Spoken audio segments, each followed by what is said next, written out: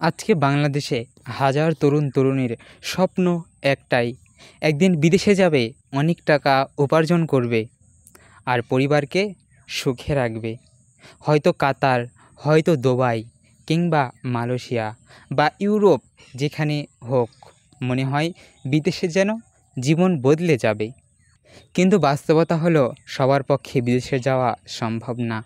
অনেকে টাকা জোগাড় করতে পারে না, কারো ভিসা হয় না, কেউ আবার দালালের ফাঁদে পড়ে নিঃস্ব হয়ে যায়। তখন মনে হয় জীবন শেষ, আর কোনো পথ হয়তো খোলা নেই। কিন্তু সত্যিটা হলো, জীবন কখনো থেমে থাকে না। বিদেশে না গেলেও জীবনে সফল হওয়া যায়।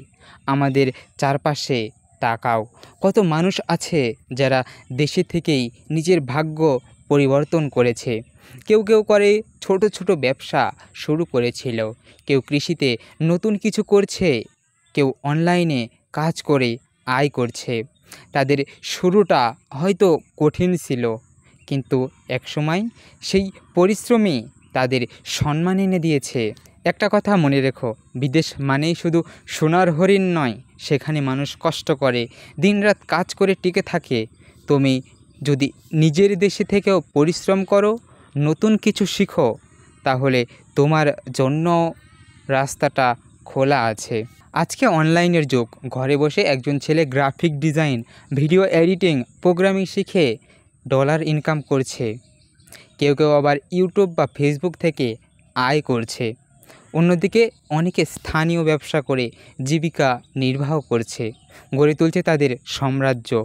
তুমি বিদেশে না যেতে পারলে তোমার মেধা, তোমার চেষ্টা, তোমার পরিশ্রম দিয়ে দেশেই জীবন গড়া সম্ভব।